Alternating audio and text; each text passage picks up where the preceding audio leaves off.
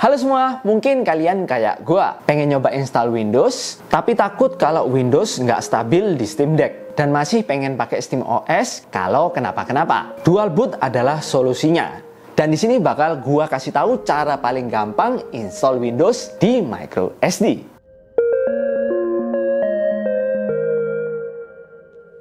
Oke, langsung aja kita bahas gimana caranya. Yang kalian perlukan pertama tentu saja Steam Deck-nya. Kemudian PC atau laptop buat siapin installer Windows. Next, microSD ukuran berapapun nggak apa-apa ya, tapi minimum gue saranin 128 supaya lebih nyaman nantinya. Kemudian selanjutnya kalian perlu dongle yang bisa baca SD card. Dan ngomong-ngomong tentang dongle, sponsor hari ini adalah BuyEasy. Kalau nggak ada docking dari mereka, video ini nggak akan bisa gue bikin. BuyEasy Docking Station ini cocok banget buat Steam Deck kalian. Nggak cuman Steam Deck, docking ini juga bisa untuk laptop atau iPad. Pokoknya yang penting device kalian itu ada koneksi Type-C-nya. Nah, di Docking Station BuyEasy ini banyak banget portnya. Selain buat SD card reading, dock ini juga ada port lain. Mulai dari USB-A, audio jack 3,6, port LAN, dan bahkan ada port HDMI buat colokin ke monitor. Jadi kalau kalian mau main game yang lebih enak di layar gede, Steam Deck kalian bisa langsung kalian colokin ke monitor eksternal pakai docking BuyEasy ini.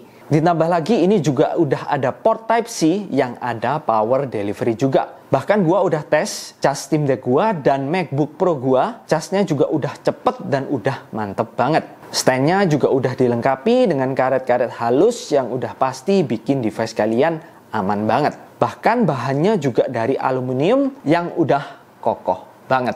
Tampilannya juga cantik. Buat kalian yang mau beli, langsung aja cek link di deskripsi. Bahkan gue juga udah sediain voucher diskon buat kalian. Oke, kita lanjut ke videonya. Oh ya, kalian juga bisa pakai dongle yang kayak gini juga ya. Yang penting bisa baca microSD. Pertama-tama kita masukin microSD-nya ke dongle kalian. Dan colok ke komputer atau laptop untuk masukin installer Windows-nya. Next, kalian perlu yang namanya Rufus. Ini buat naruh boot file Windows-nya ke microSD. Kalian wajib pakai software ini. Dan berikutnya pastinya kalian perlu installer Windows dari website resmi Microsoft. Kalian pilih download ISO-nya aja dan kalian tunggu download aja. Untuk link downloadnya kalian bisa cari di Google atau gua taruh link downloadnya di deskripsi ya. Nah, setelah download ISO Windows-nya selesai, kalian buka Rufus kalian. Buat kalian yang bingung Rufus itu apa, pada intinya Rufus ini bikin microSD kalian itu jadi USB. Intinya itu sih.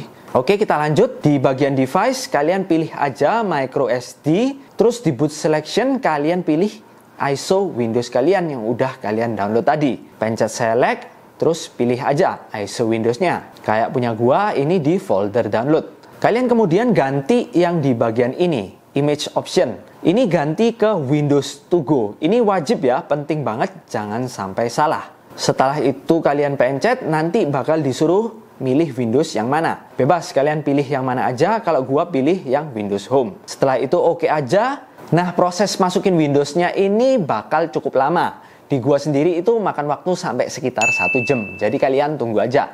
Nah, sambil menunggu, gua saranin kalian untuk download driver-drivernya dari Steam Deck di website resminya. Yes, kita harus install drivernya supaya semuanya berjalan dengan baik. Karena setelah install Windows, itu drivernya masih belum jalan semuanya. Windows nggak bisa otomatis deteksi drivernya. Antara lain udah kelihatan ya di websitenya ada driver APU, driver audio, driver Wi-Fi, kemudian Bluetooth driver.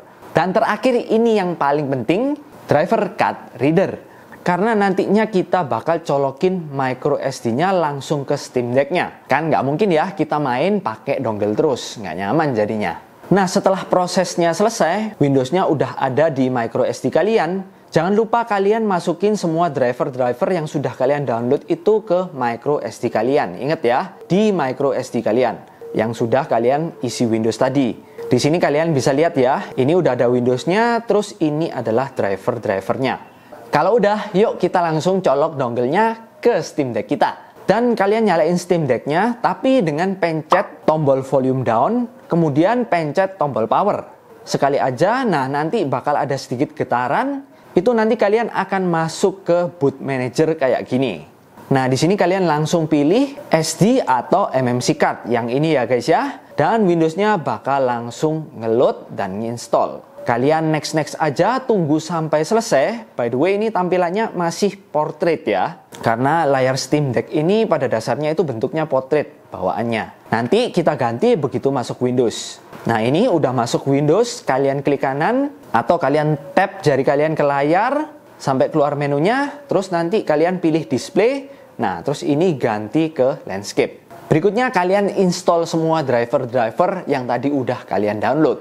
Mulai dari driver APU, SD card, Bluetooth, Wi-Fi, dan terakhir audionya. Nah, untuk yang audio ini agak rumit.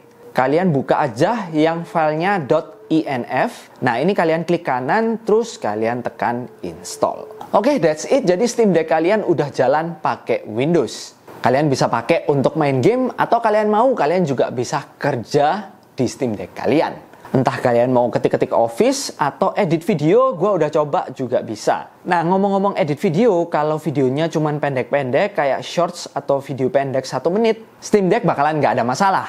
Tapi kalau udah ngedit yang videonya agak panjang, nah ini bakal lumayan nge-lag ya.